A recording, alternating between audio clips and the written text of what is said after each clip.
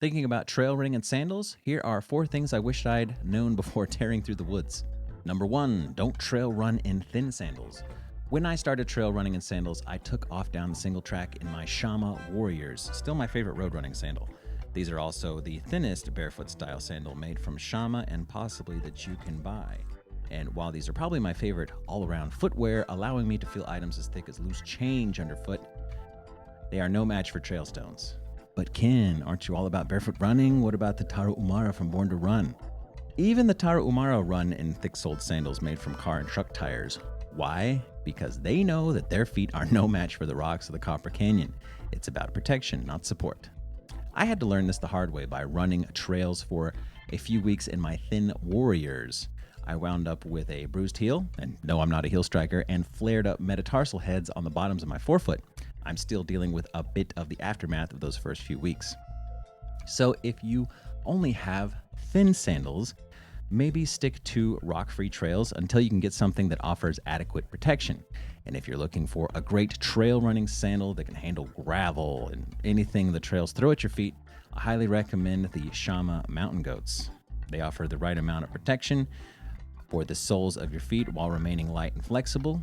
I'm not being paid to say that, nor did I get mine for free. I'm just a true believer. They also have many other strap configurations for you to check out, such as the Trail Stars. Number 2, pace is absolutely meaningless. This advice goes for anyone used to track or road running who wants to move to or begin trail running. Just forget about your pace. Why? Well, if you're comparing your road pace to your trail pace, you'll always feel bummed out and feel the need to race yourself. This is not only a bummer, but it's dangerous, as you should never run uncomfortably fast on trails. Also, you can't compare trails against roads, trails against other trails, or even a trail against itself too much. The weather could be different, the trail may be muddier or not, you name it. This isn't to say that you absolutely need to stop tracking your pace for later analysis, but as far as real-time analysis is concerned, just throw that out the window. Looking at your pace on your watch while you run will only result in higher likelihood of tripping or missing out on the trail running experience. Nature, friends, and yes, the trail right in front of you. I'd recommend creating a trail running setting display for your watch that doesn't display your pace. My trail running setting on my Garmin only displays the time, the distance, the heart rate, and a compass heading.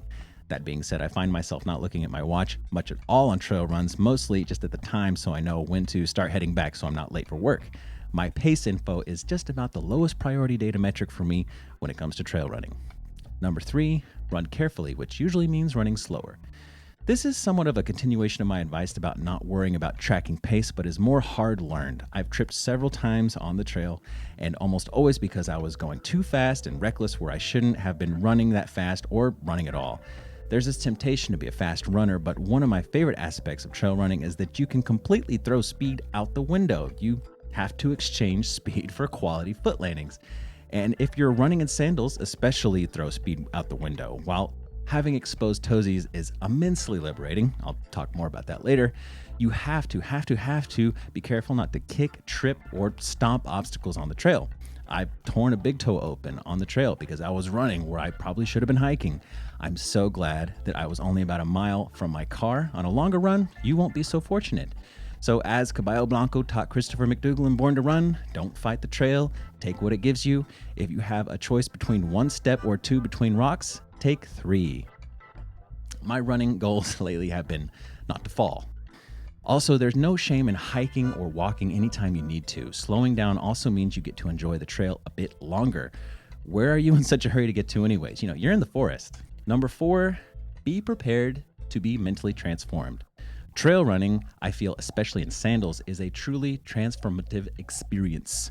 Since I begun trail running in sandals several times a week, I've noticed my levels of stress and anxiety fall off a dang cliff. I believe there are some various elements here at play.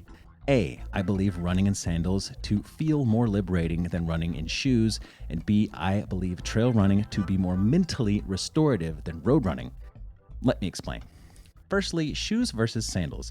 I've discussed this in the past piece, but I don't see myself ever going back to running in shoes unless it's just abusively cold or I have some kind of foot injury that requires coverage.